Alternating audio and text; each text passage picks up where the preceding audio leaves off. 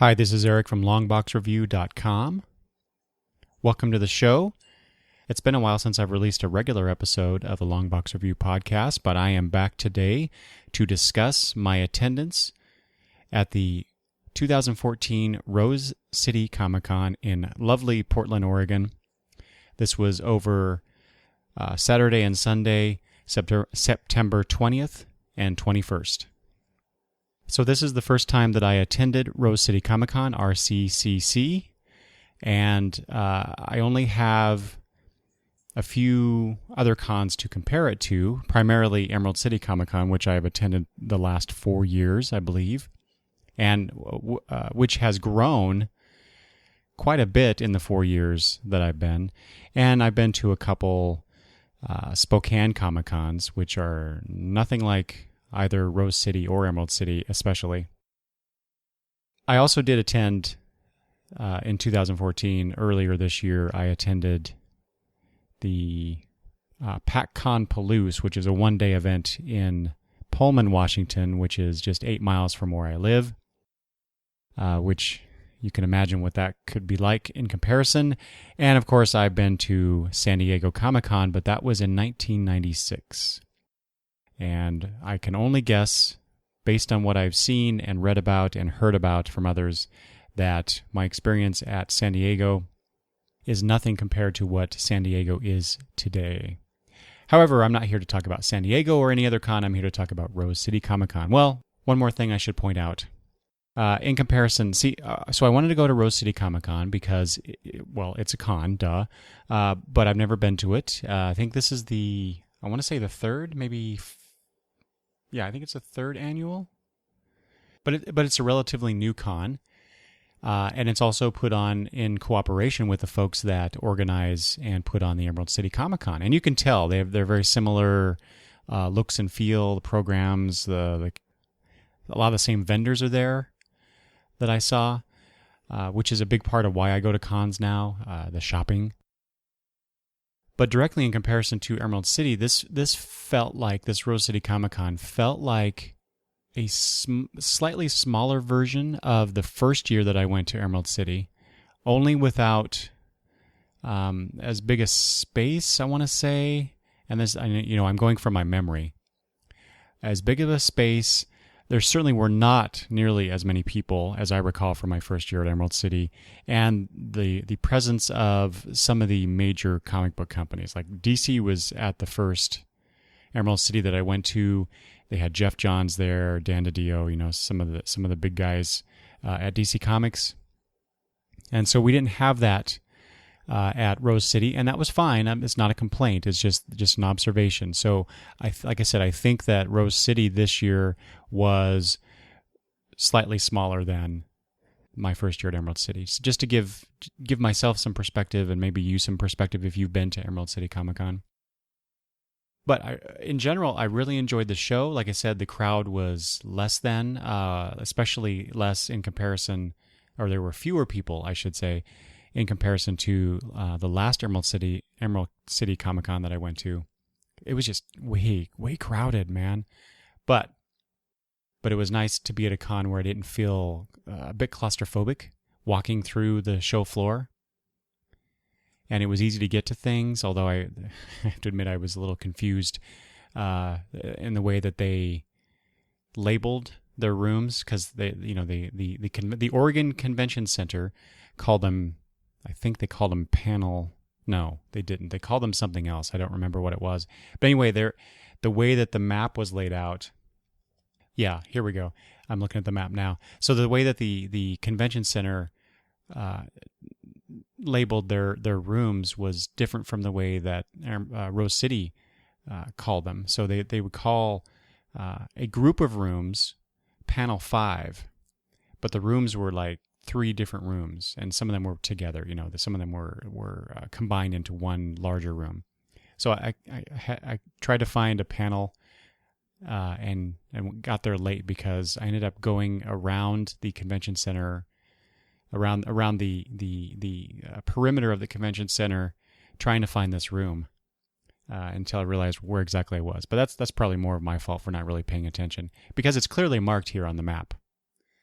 So it was a nice facility. There were two or three different places where there was food, which is nice because, as I recall, Emerald City, there's basically only one area on the show floor, and then you have to go outside in other parts of the convention center in Seattle for food.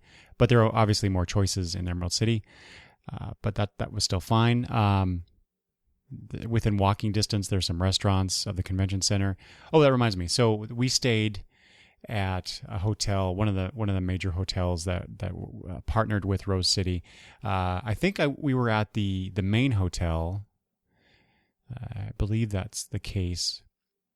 I don't remember which one it is at the moment, but it was a nice hotel. But it was about 4 blocks away, so it was a nice little walk from the hotel to the convention center and back. But it didn't take very long, and Portland is just beautiful. If you've never been to Portland, Oregon, I highly recommend it. It's a wonderful town. The weather was perfect. In fact, it was like I said, it was perfect until the day that we left, where it was overcast. It didn't rain, but it was overcast and cooler. But until then, it was just absolutely perfect. There was a little park area that we walked by, where there was a farmer's market type thing. I wasn't going on at that time, but I could just see, I can imagine what that looked like when people were there and there were vendors there and everything's going on. It just seemed like a really nice area for this kind of thing. So, like I said, Saturday was the first day of the con. And as far as programming, so that is one of the things that I guess I was a little disappointed about in regards to the con was the programming. Whereas in Emerald City, I tend to get frustrated because there's so many things going on at the same time. It's hard to pick and choose what you attend and what you have to just miss. And like I said before too, I do a lot of shopping now at cons. That's the major reason for me to go these days. And so, like I said, Emerald City, I tend to miss a lot of things. I get frustrated. Whereas at Rose City, there wasn't all that much to offer me, all that much I was interested in. But I did find a few things that I wanted to go to. The first of which that my wife and I went to was Will Wheaton's panel, because we're just big fans of his. My wife fell in love with him the first year we went to Emerald City, and every time that he's at the con that we are attending, she wants to go to see Will Wheaton, and of course I enjoy him. And so we went to his panel, but before that, so we arrived at the room in which he was going to be, and there was Gigi Edgley, who played Chiana on Farscape, if you remember that show.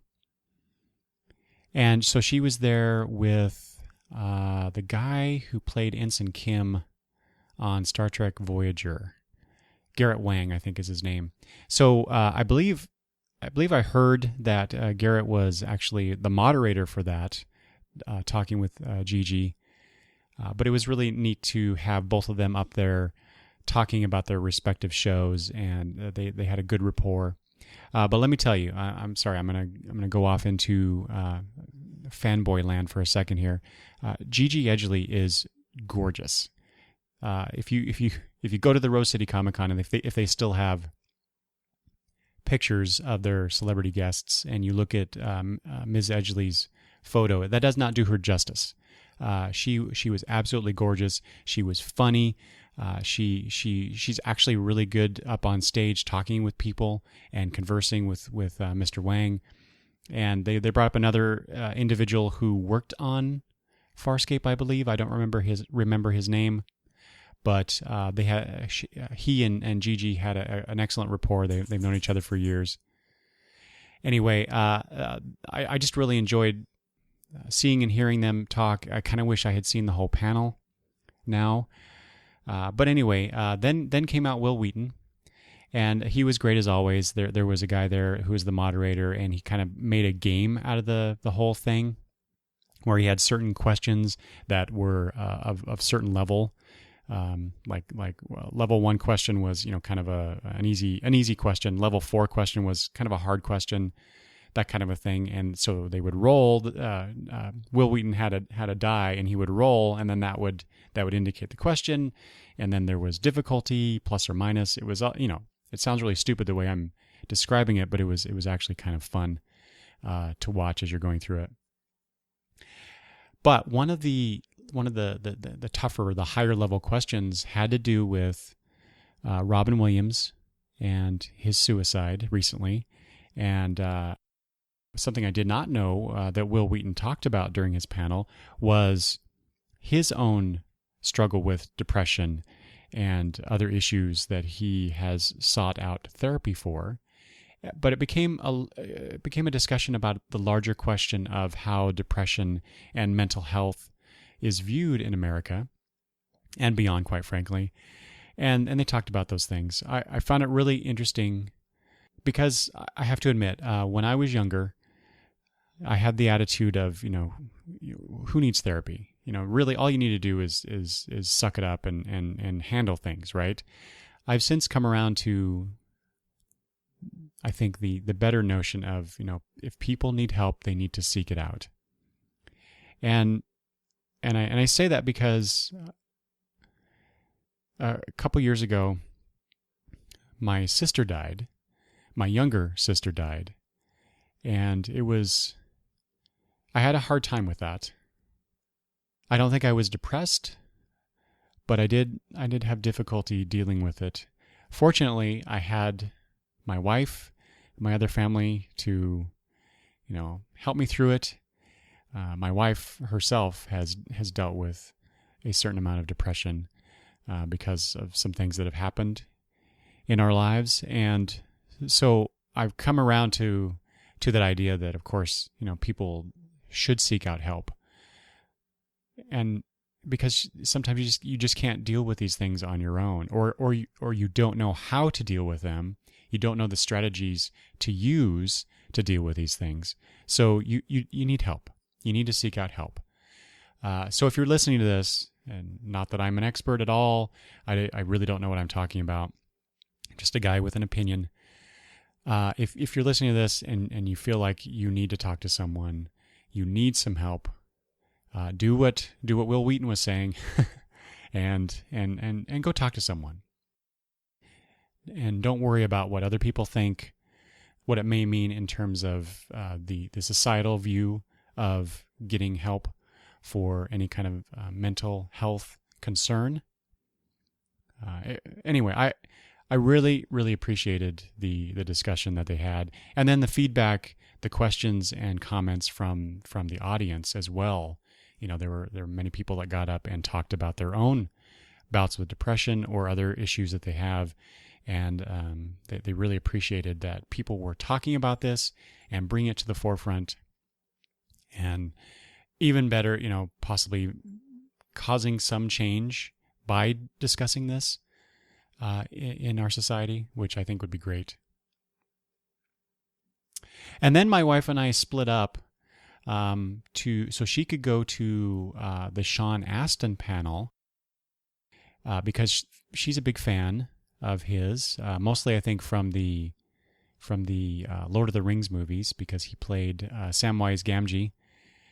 And of course, he was in the Goonies, which actually I've never seen. And so I don't know what the big deal is about that movie.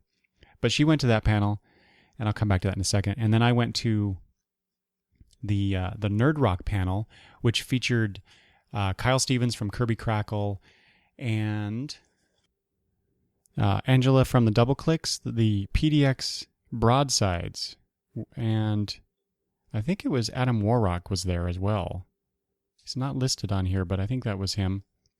Anyway, they were there to talk about Nerd Rock and kind of everything surrounding that, how they got started, why they do what they do. They talked a little bit about basically perseverance and that's really the takeaway I got from this whole thing, because people were asking questions, and basically the answers along the lines of their questions were, if this is something you love to do, regardless of the genre, regardless of of the focus. You just need to do it. So basically, you're a creative person, you want to do this thing, just do it, and do it every day. Be consistent and persevere, and just focus on the work. Which was really interesting because if you listen to a recent The Gutters episode where I talked about my legacy, if you will, where I'm just, as I get older, I start thinking about these things. What's going to be my legacy? And so one of the things I talked about in that episode was my own creative writing. That's what I went to grad school for. That's the creative outlet that I used to love so very much and used to do all the time, and now I don't do it at all. And so I started thinking about those things along those lines. And so this conversation during the Nerd Rock panel brought that all back to me. And I started to feel bad about myself again, but then I tried to, I just tried to convince myself, hey, this is not the proper path to go down talking about or thinking about these things. I need to stop wallowing and start doing. And so I kind of came away from the panel energized and excited to do something about it.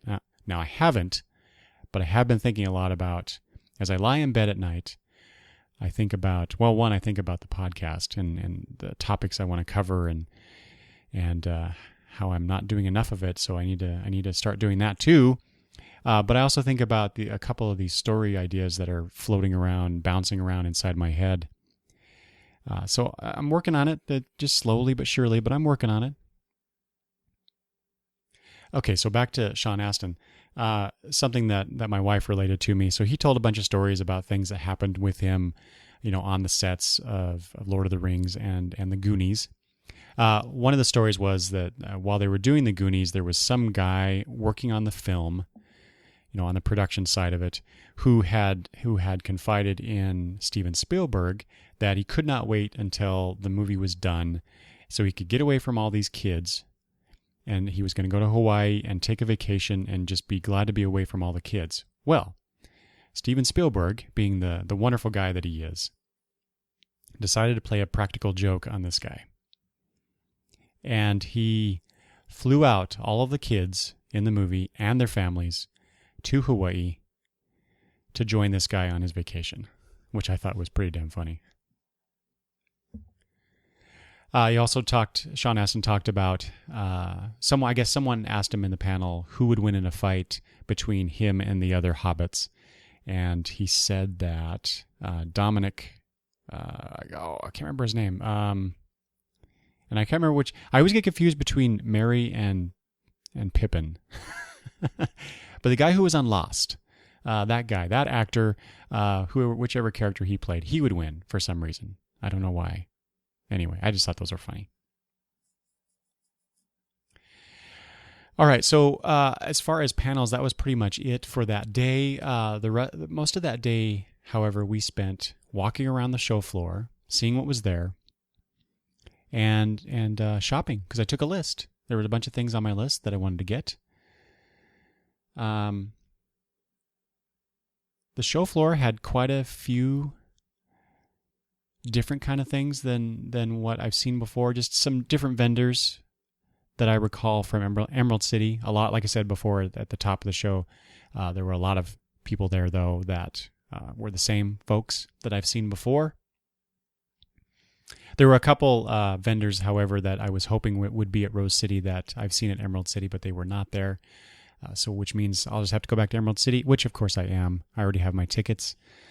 I waited too long, however, to get the Prime Hotel booked. I think that was sold out within 2 or 3 days. And by the time I got to arranging my hotel stay, we're now at a hotel that I've never seen associated with Emerald City before, and it's several blocks away. And we're taking our granddaughters again. We took them last time, and so we're taking them again. So we'll see how that goes. Worked out fine last time because we stayed at a hotel that was 4 blocks away. I think this hotel is 6 blocks away. So we'll see. Anyway, I'm not here to talk about Emerald City. I keep coming back to that. Like I said, we walked around the show floor. Oh, one of the things that we noticed was that there was this big area towards one end of the show floor that was for kids. Now, Emerald City is really big on. I'm going back to Emerald City again. Emerald City is really big on providing stuff for children while they're at the con, which is really awesome. But Rose City, I think, bumped it up a notch from what I remember, because they had this whole area blocked off. There was, on one end, there were these, you could get your kid's face painted, and they had, what do you call it? Balloon shaping. You know what I'm talking about. That's not the term, but I can't think of it at the moment. Where anyway, one of the things they had there was a castle facade made out of balloons, which was really cool looking. But they would make balloon animals and whatnot too, swords and all sorts of different kind of balloon shaped stuff. At the other end was this in association with I think Disney. Hold on one second. Yeah, Radio Disney, actually. Radio Disney Portland. It says, enjoy singing, dancing, and more with Radio Disney. They had games and stuff. Anyway, it was really cool. And my wife and I were a bit concerned because as we were walking around early on Saturday and we saw this, they were playing music up on stage or in that area, and there was no kids around whatsoever. And I thought, ooh, this might turn out bad. You bring in these people, they're there. Well, I started thinking about the people that were manning that, booth, for lack of a better word, and then not having anybody show up. Well, my fears were for naught, because we came back later, and then especially on Sunday, that's when they were really busy. There were kids over there all the time. But I just thought it was really cool. And we also, of course, thought that our granddaughters, Madison and Gabby, would have really enjoyed that Radio Disney thing, and also probably the face painting. They love to get their faces painted. So that was really neat. I enjoyed that a lot, or I enjoyed seeing that Rose City caters to the children in that way. So I hope that they continue that. I'm sure they will. Anyway, so like I said, we spent a good portion of Saturday doing shopping. I'm going to talk about some of the things that I got there, because I'm really excited about some of these things, and some were a surprise as well. So that's one of the things I enjoy about going to cons and doing comic book shopping is that not only do I find the things that I'm actually looking for, the things that are on my wish list, but I find things that are just totally unexpected, and I love that. So first up, I got the final 2 issues that I've been trying to find of John Constantine Hellblazer. Issues 40 and 43. They were the last 2 on my list. So now I have a complete run of Hellblazer. This is a comic that I bought. I don't remember if I've talked about this before, but I bought the very first issue. I'm pretty sure I've talked about this, but I bought the very first issue and for some reason did not continue with it. Whereas when Sandman came out, that for some reason that clicked with me, and I got the entire run from the beginning to end. But my friends, one of my friends, well, Travis, usual co-host on the show, he got Hellblazer from the beginning, and he kept telling me what a great book it was. Of course, I read his issues, and around issue 50, I decided, you know what, I'm gonna get this, and I started collecting it about, I think, issue 55. And then for some reason, I'd had enough, and about, I think it was around issue 125-ish, I think, I decided to drop it. And of course, Travis kept getting it, kept telling me how good it was. And then when I think it was about the time that I realized that they were coming up on issue 300, I decided that I was going to jump back on issue 300 and start reading that comic again. But I also wanted to get all of the issues that I missed, and so I started buying them wherever I could. I bought a lot off of Fearless Readers Online before they went out of business, and various comic book shops. I get an issue or 2 here and there. I got a lot at the last Emerald City Comicon. I got a lot, basically a short box full of Hellblazer comics. But there were a few, like I said, the 40 and 43, one of which was at Emerald City, but the guy that I was looking at buying it from just wanted way too much money for it. Way too much for that particular issue. Anyway, so I'm looking through stuff at Rose City, and I come across these two Hellblazer comics, and they are, I think, $2 a piece, and they're in good condition. $2 a piece. So I'm like, yes, finally. So I got those. That's great. One of the other titles that it's not a high priority for me, but some of the early 80s adventure comics, especially the ones that have stories featuring the Justice Society, and of course later when they have Starman, the Prince Gavin Starman, the guy in that really bad red and yellow costume. but I really like that character. And so I got a few of those issues, which pleases me. There were a bunch more that I could have got, but I'm looking to buy basically readers' copies of those adventure comics just so I can have them and I can read them. I'm not looking for, high quality, high end versions of those issues. And so I could have bought a whole bunch more, but I didn't because they were just overpriced. Speaking of issues that I want, there's a few issues in my collection where, because I read them so much, they're kind of getting worn, and I kind of want, for some of these, I kind of want better copies in my collection. So two of those that I found were Green Lantern, number 111 and 112, and this features a story guest starring Alan Scott, the original Green Lantern.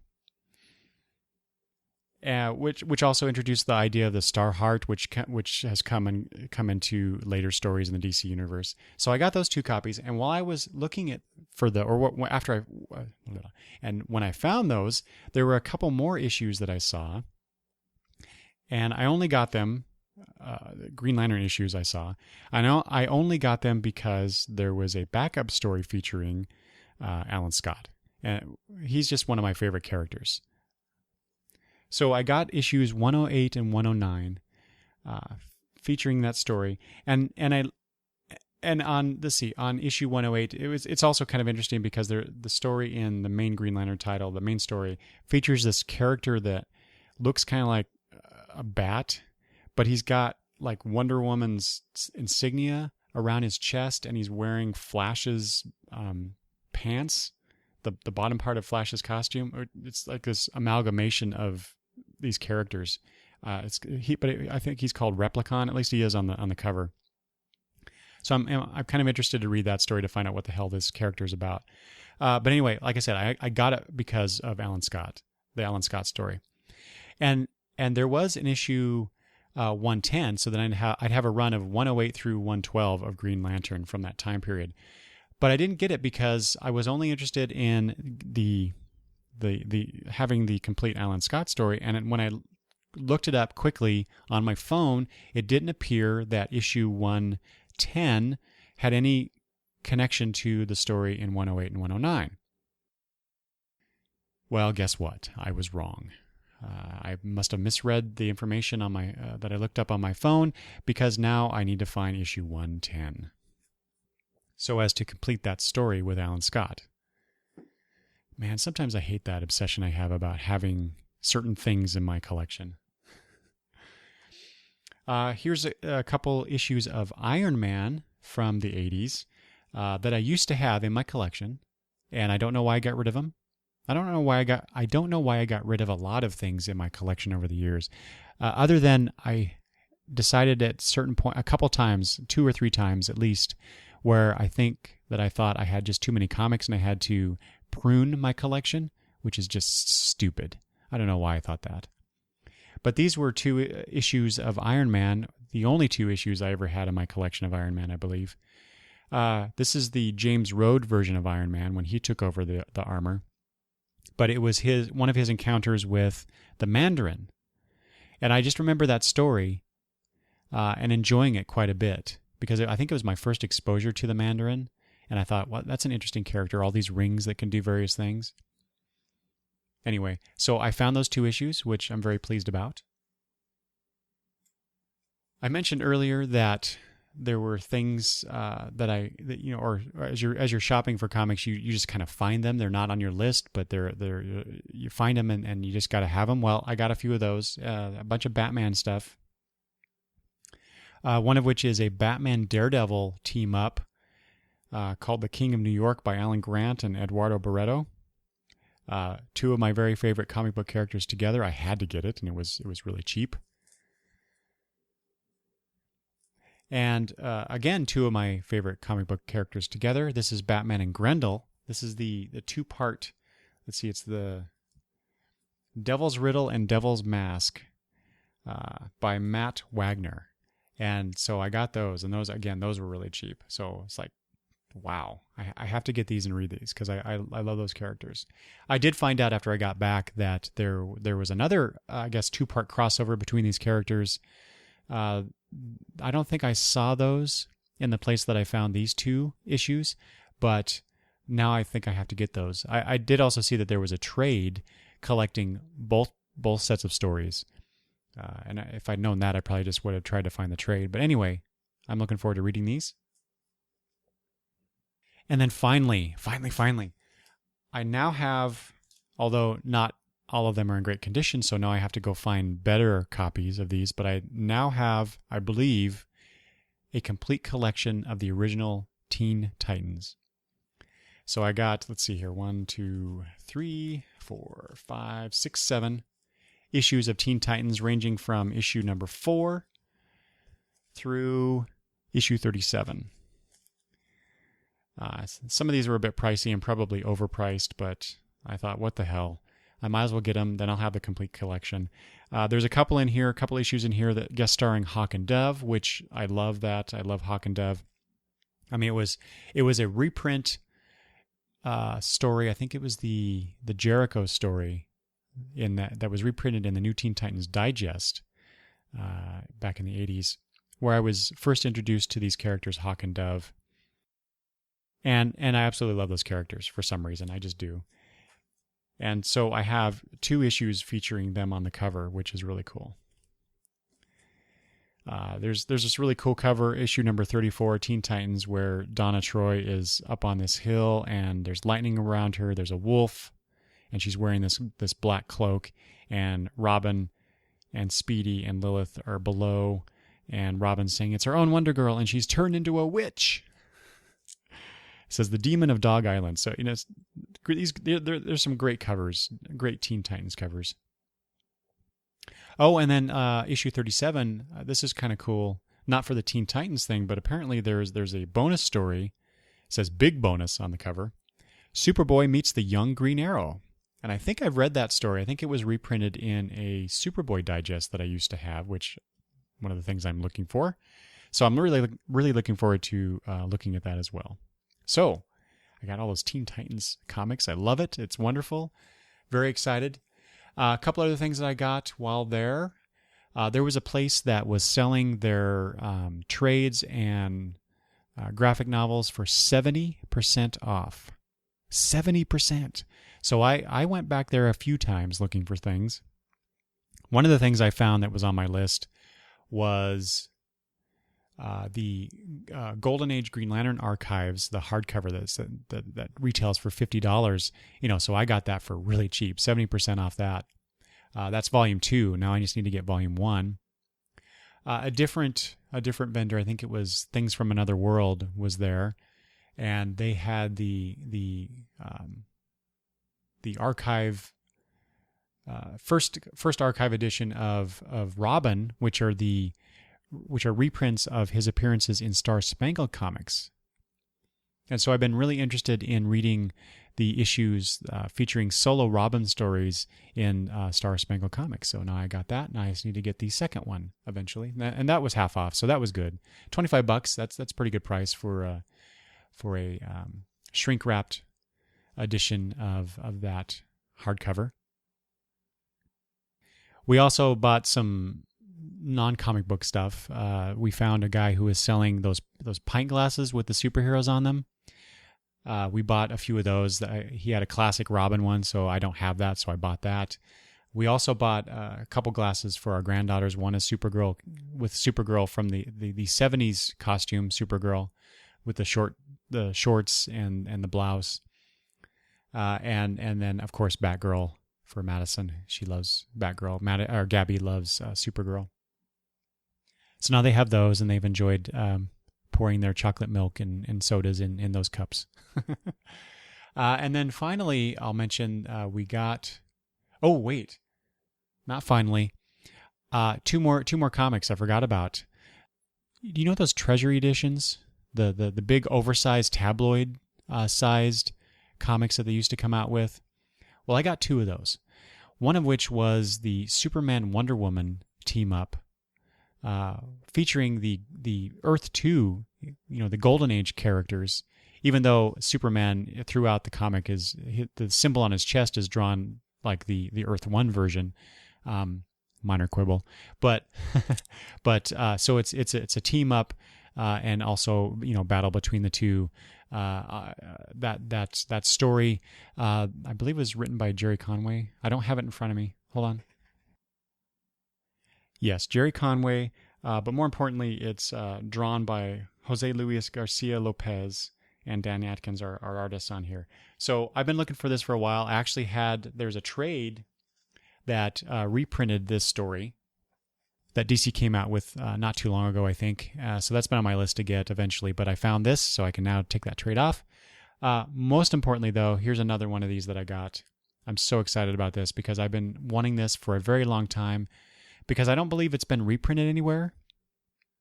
And it's the Superboy and the Legion of Superheroes all new collector's edition. This is C-55, and this features the wedding of Saturn Girl and Lightning Lad with a great, I think it's Mike Grell cover on here. I was giddy when I saw this.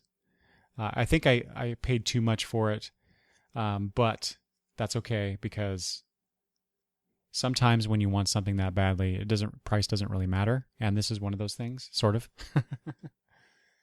But yeah, I'm really excited to have that. I can finally read that story that I've always wanted to read and couldn't until now. So, okay, now finally, I bought a couple prints. There's a place called Mercenary Art Studio. I think that's what it's called. Anyway, we found some things that we wanted to get the girls, and my wife thought that I should get this particular print, which is it's done by Amelia Davis, I think. I believe that's her name, and that artist was there. But it's of the TARDIS, and it's all these little squares that make up the picture. Kind of like pointillism, only with squares, right? It looks really cool. And if you happen to be listening to this, I did do a video talking about all these things, so you can actually go and watch the video and see the covers and see the art and whatnot. So there'll be a link or an embedded video at my website longboxreview.com. And then I also bought a print of Wonder Woman by an artist whom I do not know, because while the artist has signed his or her initials, I believe the guy who sold it to me said it was a male artist. GM, I believe, are the initials. But I asked the guy, well, who's the artist? Because I really like his work. But the guy couldn't remember. So I went to the website, because that's what the guy said. That website is horrible. They don't have any information about the artist that the studio represents, that's just bad. I mean, you're a studio promoting your artists, and you don't have any information about them. Anyway, maybe they just haven't updated in a while. I don't know. Anyway, so I actually did I sent an email to the guy who runs the studio, who incidentally actually is from the town in which I live. He went to school at the same school that I went to grad school. But they now work out of Spokane. Small world, right? But I did send an email to him, but he hasn't responded yet. But I know, he's probably busy, and they got cons and stuff. Anyway, it's a wonderful picture of a wonderful drawing, and this is a pencil picture. It's not been inked, it looks like. It's not colored or anything, but it looks really beautiful. But it's of Wonder Woman flying over Paradise Island. It's really well rendered, really well done. So those are the things that we bought. That's over the course of Saturday and Sunday, but most of the shopping that we did was on Saturday. And then on Sunday was kind of a lazy day for us. We didn't get there until half an hour into the con, which was okay because there wasn't, like I said, a whole lot going on as far as panels go. But we did go to a couple panels, 3 in particular. One of which was, let's see, it was called Great Power. With great power comes great responsibility. The role of fan in geek culture. I remember it being, see, this is the problem with me talking about this con so many weeks afterwards. I should have recorded this episode immediately after I got back, but for some reason I didn't. Life just gets in the way. I was tired. Whatever excuse I can throw at you, it doesn't really matter. But I remember the conversation being intriguing, and basically it boils down to, some people are jerks, and you shouldn't let them be jerks to other people or yourself for that matter. And 2, basically follow the tenet, the Will Wheaton law, don't be a dick. But they had a person there that wrote for various comic book related outlets, and she had a lot of interesting stories to tell. The moderator was a guy who apparently is writing the new Shaft comic, which, if you're looking at the previews that came out for October, that is being advanced solicited. So he was interesting. But anyway, what I thought the panel would be like wasn't quite what I got. But that's okay. I can't fault them for not adhering to my expectations of what the panel should be. The panel is what it is, and I go and enjoy it as much as I can. But then there was one before that, the panel before that got a lot of reaction from various people. And this was the Feminism and Fandom panel. And so I wanted to go to both of these panels because I kind of wanted to get a sense of the reaction of people, the reaction of the panelists that would be on these panels as to geek culture and how we treat and respect each other. Because obviously there's a lot of talk, especially recently in the last few years, about the portrayal of women in comics, the involvement of women in comics, the backlash against women in comics, which, by the way, stupid and dumb, and you should be ashamed of yourselves if you think that women have no place or role in comic books. Shame on you. Anyway, so I wanted to kind of put my finger on the pulse, if you will, so to speak. I don't know what I was thinking. I just wanted to get in a room where they were discussing these issues and kind of see what people were saying, what they're thinking, how they're feeling about it. And so we went to this one. And it started out okay. I mean, they had a bunch of women panelists on the feminism one, which I kind of expected that. And the room was packed. I was actually quite surprised. It wasn't a huge room. It wasn't one of those double rooms that they had, but it was packed. I did not expect that. And there were a lot of men there, a lot of males in the room too. It probably was more along the lines of 2/3 women, 1/3 men, maybe a little bit more than that, as far as the men in the audience. But they were talking in general, and that's one of the things I didn't like about the panel, because the moderator wasn't doing, I think, a good enough job in basically presenting the topic and then keeping things on track and moving on to the next subject matter, because it became just basically a free-for-all, and they were just bouncing all around, which, that's fine too, that there's a place for that kind of a discussion. It's more organic that way. But the problem I had with it was this. They would often bring up a particular issue that is bothersome, and rightly so. Like I said, like how women are portrayed in comics, or how female fans are treated not just in comics, but or relating to comics, but people who attend cons. I'm going to tell you a story in a second that I heard there. And so they would talk about these issues and how basically these things shouldn't happen, to which I agree, but then would turn around and I would, because I was hearing comments around me from the women sitting around me, and basically I felt, and maybe I'm being overly sensitive to it because I felt like I was a minority in that room, or I don't know. I'm having a really hard time expressing this, even so many weeks after I attended this panel. But it felt like the discussion devolved into men are bad, and yes, that's in general probably true to varying degrees. I didn't see where that part of the conversation was productive. If you want to talk about these are the bad things, these are the things that should not happen, here's how things should go, and here are the strategies to employ to help that along, this is the conversation we should have, that's great. I don't feel like they did that very much. And that's where I felt like the moderator kind of fell down on her job about keeping things on track and moving more in a positive manner as opposed to I just want to complain fashion. And that's how a lot of it came across to me. And I totally get that. I may be wrong about this. This is just my impression from my, obviously male perspective. I kind of think it's not just because I was a man and I felt threatened in any way, shape or form.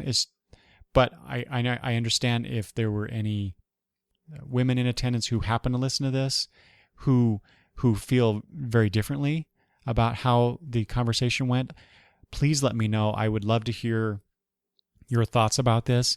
And also any of the men who happen to be there and have a different perspective. I certainly do. This is not me trying to bash anybody. I'm not trying to at all do that. I just felt like the conversation could have went in a more productive manner as opposed to just being a complaint session. That's all. And it wasn't entirely that. It's just there were times during the conversation where it did go into that quite a bit. Let me give you an example. When they opened up the panel to questions, there was a gentleman who got up, and he did a thing where he basically he shouldn't have done this. He basically said the first thing out of his mouth was, "I don't want to offend anybody, but."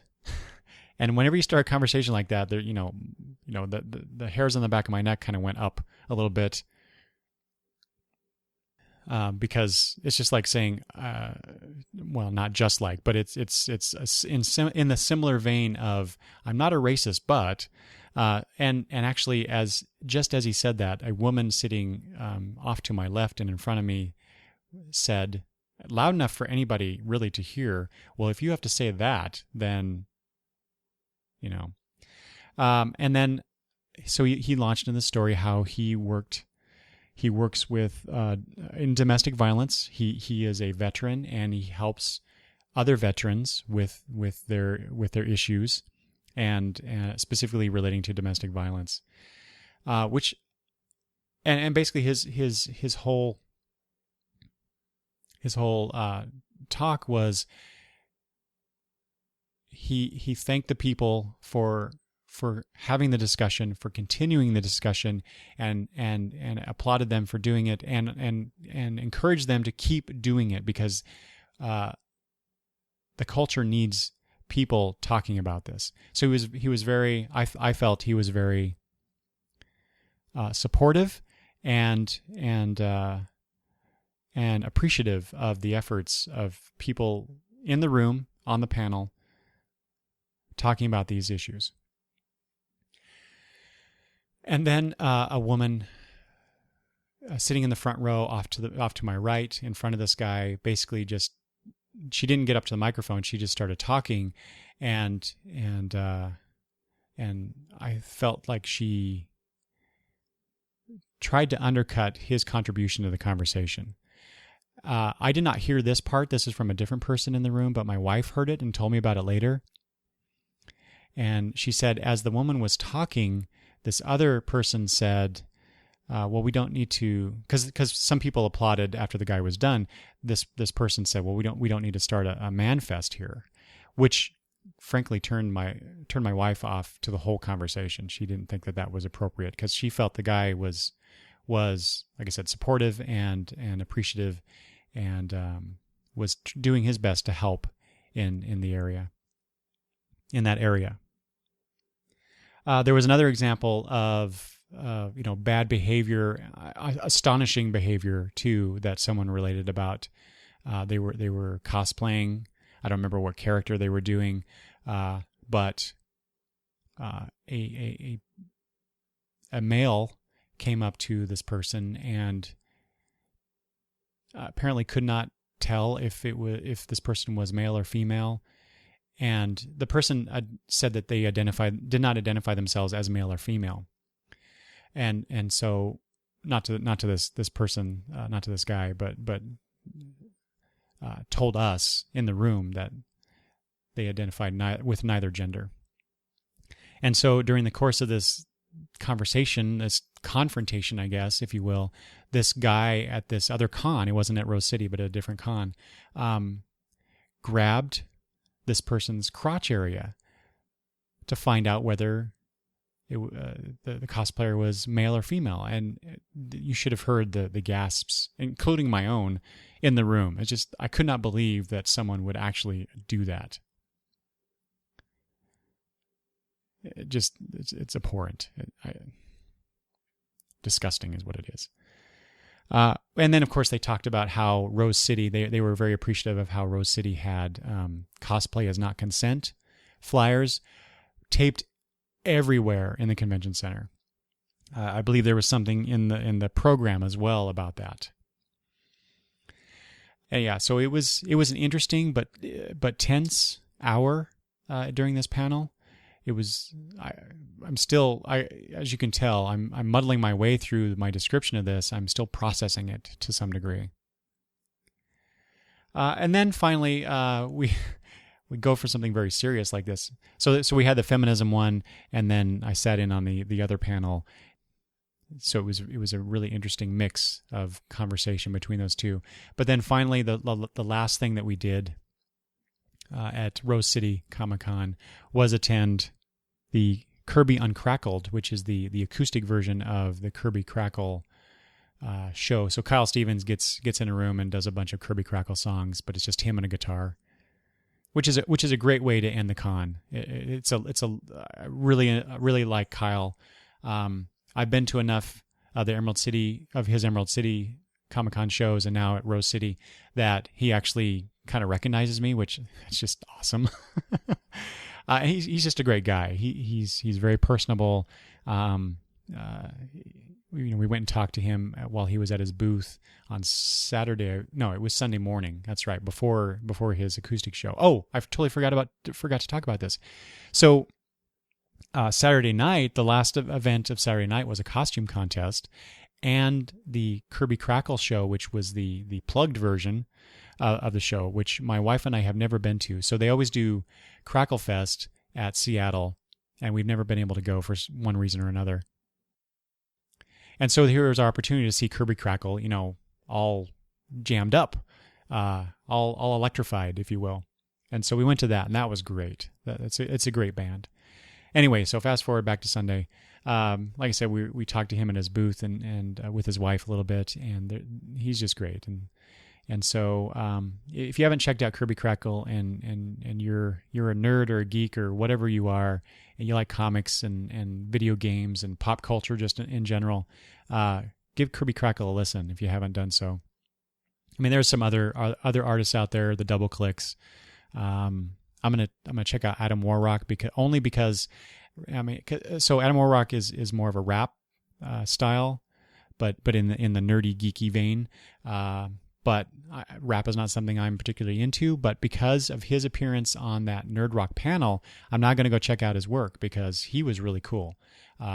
I thought he was really insightful and had some interesting things to say about the work and the music industry in general, and what the way he does his own stuff was really interesting. So anyway, it was great to end both days with music and fun. And so it was, I think, a very successful show.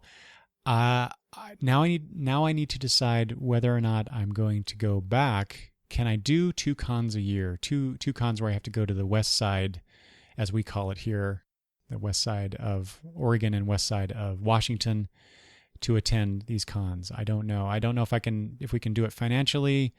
But Rose City was it was a breath of fresh air in comparison to Emerald City, only because of just the sheer number of people who attend. Emerald City, like I said, last time I felt a bit claustrophobic. There's just so many people. I mean, it's great to be at a con where it's so well attended. You know, people want to be there and they want to participate, and it's great to be around that vibe. But it's also there's a lot of people, a lot of people.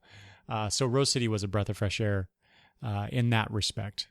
But you know, there were things that I felt it was lacking. You know, not enough vendors, not enough panel topics that interested me, not enough of involvement from some of the 2 major publishers, because Dark Horse was there, I believe Boom was there. I'm trying to remember the others now. I'm sure there were some other folks.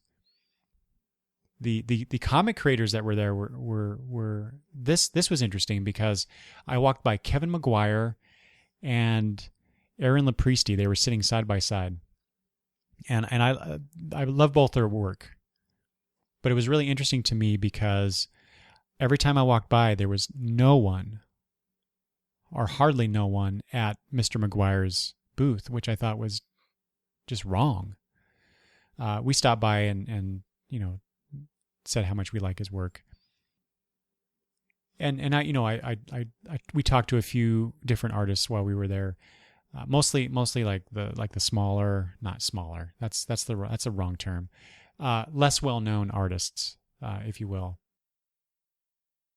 Anyway, I really enjoyed the show. My wife enjoyed the show. We enjoy going and spending the time together. It's really funny. My wife is not a comic book reader. She's not a fan of superheroes or science fiction, but she loves to go to these shows with me.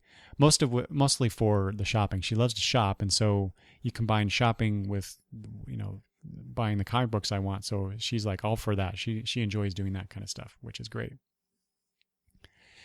And she likes Will Wheaton and Kirby Crackle.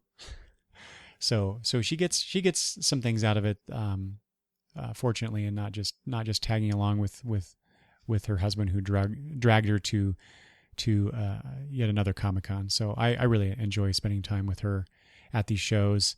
You know, we go and have dinners, we just spend time together, which is not something that we ever really did, because when we got together, we were young and we had kids young. And now we're raising our granddaughters, so you know, we don't get a lot of time, just the two of us. That's slowly changing, of course. My younger daughter has recently graduated from college. I talked about that on a recent Gutters episode as well. And so she's out of the house now. We just have our 2 granddaughters that we're raising that are our older daughters. But they go to their mother's every other weekend to spend time with her. And so my wife and I do get to spend some time together, but it's really great when we get to go away and spend time together, like we have been doing for these cons and whatnot. So it's really nice. I enjoyed it. Rose City was great for that as well. So I highly recommend that if you've not been to Rose City, that you give it a shot. Go try it out. Like I said, Portland is beautiful. It was a great time, great weather. I really wished I would have had time to go to some of the comic book shops in that area, which I didn't. I also wanted to go to Widmer Brothers and tour that brewery because I love their beer. So it sounds like to me, I am already convincing myself that I need to go back to Rose City next year, but spend maybe an extra day or 2 out there as well. So were you at the Rose City Comicon? What were your experiences there? Did you like it? What didn't you like? What could be better? Let me know. I'd be happy to discuss this with you, or at least to convey your words about the Rose City Comicon. You can always email me at longboxreview@gmail.com, or you can leave comments at the website longboxreview.com. Please rate and review the show on iTunes. I'd appreciate that. That is a way to get the show noticed by other people that may be looking for a dare I say it, good comic book podcast, perhaps, maybe. I think that's too bold of a statement for me, even for my own show. You can also listen to the show on Stitcher. And as always, I am a proud member of the Comics Podcast Network. So go to comicspodcast.com and check out all the other great shows that are there. Thanks for listening, everybody. Bye-bye.